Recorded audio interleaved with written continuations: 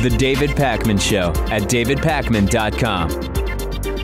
Things are just continuing to not be good for United Airlines, and they now have, this is sort of a controversy that's not new. So recently, like in the last 3 months, United has had a bunch of not good PR situations. They had the dragging off of a plane of a doctor that was quietly settled, and you'll notice we've heard no more about it, which I'm sure is part of whatever agreement was reached with that doctor.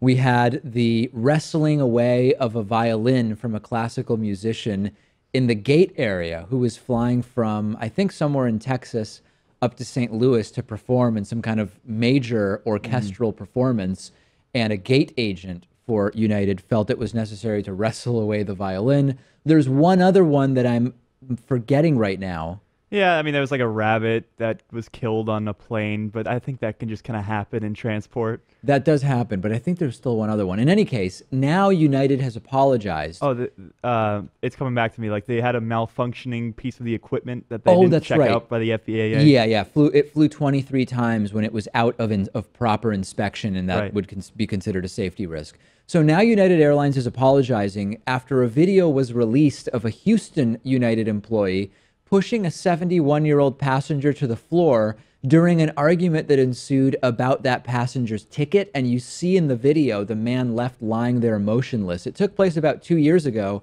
and a lawsuit was filed. And now the video has gone public, and United has agreed to apologize. Yeah. And again, this one is one of those where, well, it happened 2 years ago, but they're apologizing now because the incident went public.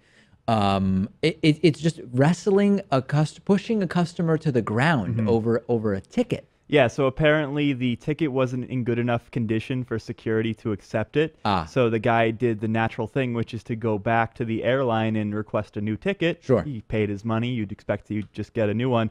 But, you know, obviously there's different accounts here, but apparently there was insults being exchanged back and forth, and the situation escalated. So one of the employees there pushed him to the ground, unprovoked, obviously. And after he was pushed to the ground, he just kind of laid there spread eagle because he's a 71-year-old guy. And that was caught on video. And United released a statement to radio station KPRC saying that it was disturbed by the completely unacceptable behavior shown in a video of a customer and a former United employee. Former United employee, I think, is a key word there, at least if you're United, which you're saying, even though you're not explaining why that's a former employee, you're saying this is not even someone who still works for our company. And of course, then they pasted in the generic, this does not reflect the core values of our company, and we have respect and dignity as the key priorities, and blah, blah, blah, blah, blah.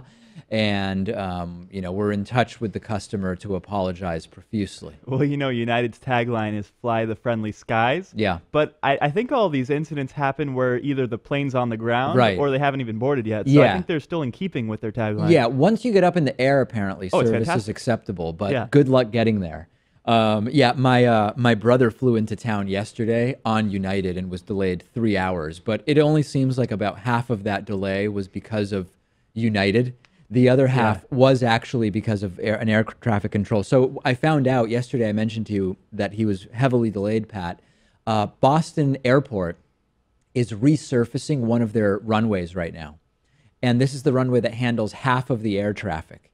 So planes are just endlessly delayed, and some for multiple hours. There's departure delays, there's landing delays where dozens of planes are just circling the airport and taking these very circuitous paths to the runway to waste time in the air, and it's bad for everybody. But apparently June 23rd, it will be partially done, so that should improve the situation. Although I flew back in, you know, a few days ago from Florida and didn't experience any delay whatsoever. Oh, but don't worry, though, because Donald Trump is privatizing air traffic control. Oh, right, And, of course, once a private market takes over, things just work a lot better. It's going to be fantastic. Yeah, it's going to be just so amazing once that happens. So yesterday on the show, we talked about the Jeff Sessions testimony, and specifically I had clips for you of Senator Kamala Harris's questioning of Jeff Sessions, and I believe that she did a really, really great job in pointing out the absurdity of Jeff Sessions refusing to answer questions with no legal basis, without executive privilege having been invoked by President Trump, blah, blah, blah, blah, blah.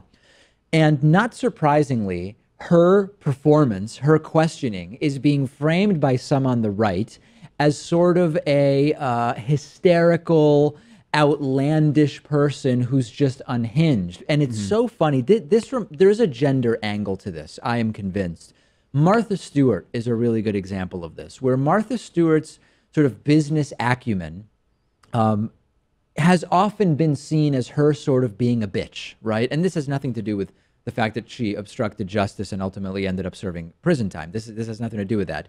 And it was often astutely pointed out, if Martha Stewart were a man, she'd be seen as a great deal maker, negotiator, business person, whatever. But when you package her traits as a woman, there are some people, not all, who see that as saying she's abrasive, she's a bitch, blah, blah, blah, blah, blah. With Kamala Harris, we're actually seeing that when she was just a prosecutor, right, a putatively non-political role, her doggedness, as the word is selected by the Washington Post article about this, was praised. Wow, she's intense. She's not going to let people off the hook. She's really, really good. She applied those exact same skills to the Jeff Sessions testimony to expose the absurdity of what he was trying to do.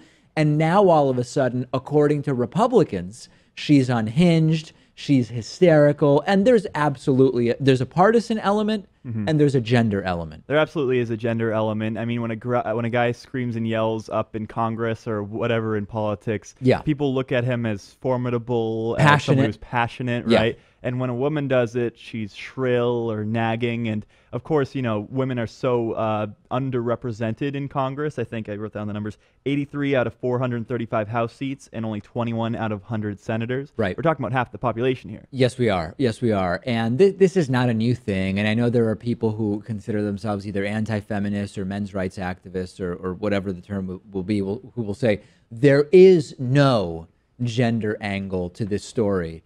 And it sort of came up with the Clinton-Trump debates where there were sort of a couple sides where some people said, well, Hillary Clinton should use a different tone here. She should try to be less aggressive and argumentative with Donald Trump because it's unbecoming of her personality to present herself that way. But there's a counter argument to that, which is, actually, if she did that, the way she conducted herself led to some people saying, oh, she's shrill and whatever. If she had taken a sort of softer approach, there would be people who are saying, look, she's just soft. She can't handle Trump. There's two actors who reenact one of the most notable moments from one of the Hillary Clinton-Donald Trump debates. Yeah. And what they did was they reversed the roles.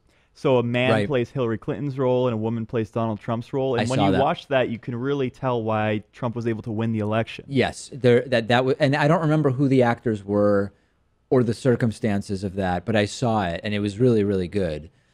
So anyway, I think Kamala Harris was not hysterical here. She was well prepared, and she was asking questions that were exposing that Jeff Sessions was not answering questions he should have answered and attempting to be deceptive. That's the thing. I mean, Jeff Sessions, the top lawyer in the country, he was also just doing an exceptionally poor job. I mean, you're going to say that you feel nervous up there? Come on. It's pathetic, absolutely pathetic. And to go after Kamala Harris is just laughable. Hey, Governor Chris Christie, we haven't talked about him for a while.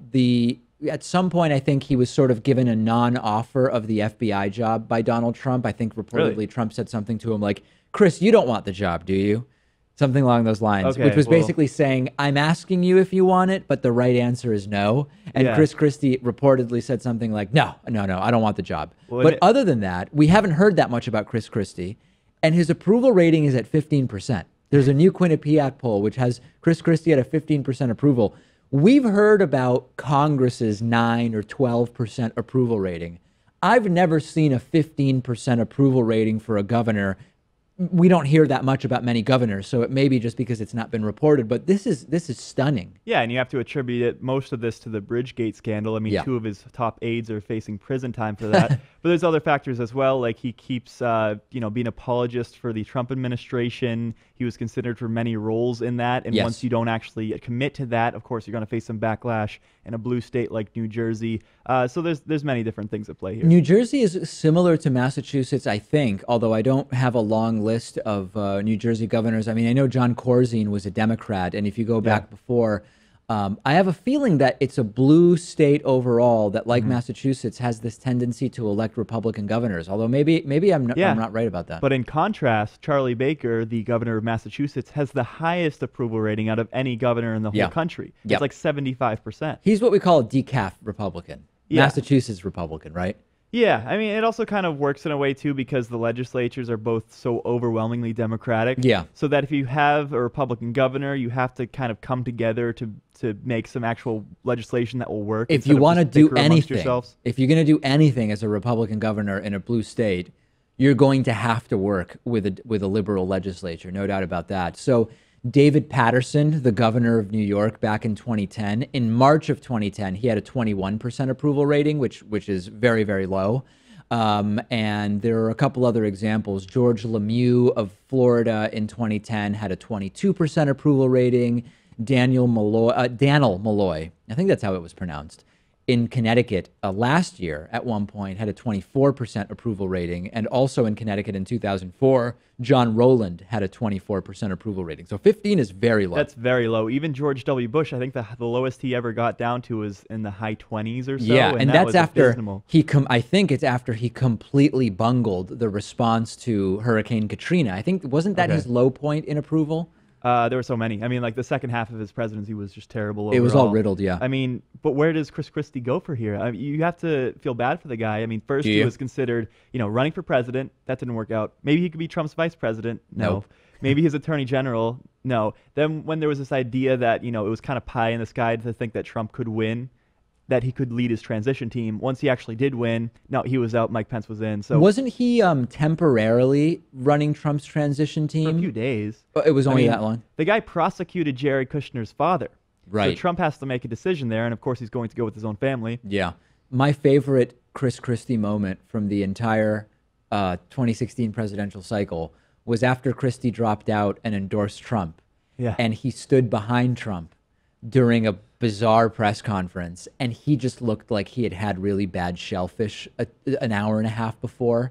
He seemed genuinely disgusted by having to stand up there and pretend like he supports. Oh, and there's like Curb Your Enthusiasm style zoom in videos on Chris Christie as Trump is saying a ridiculous upon more ridiculous thing, and it's just a really funny. It could be wrong, but it looked like Chris Christie was really regretting being up there with Donnie Boy. Yeah, it's just funny because Chris Christie plays the role of some sort of tough mob boss type guy. Right. And when he loses, you just have to back the next alpha in line, right? Yeah, which is exactly what he did. Yeah. If anybody was actually cucked by the entire 2016 election process, I think Chris Christie is on that list. But I think he also cucked Rubio, so right. It has to come full circle at some point. When the Rubio bot malfunctioned and repeated the same answer 4 times on stage, that also one of the most bizarre moments of the campaign for me. All right, that's it for the bonus show. We'll talk to you tomorrow. The David Pakman Show at davidpakman.com.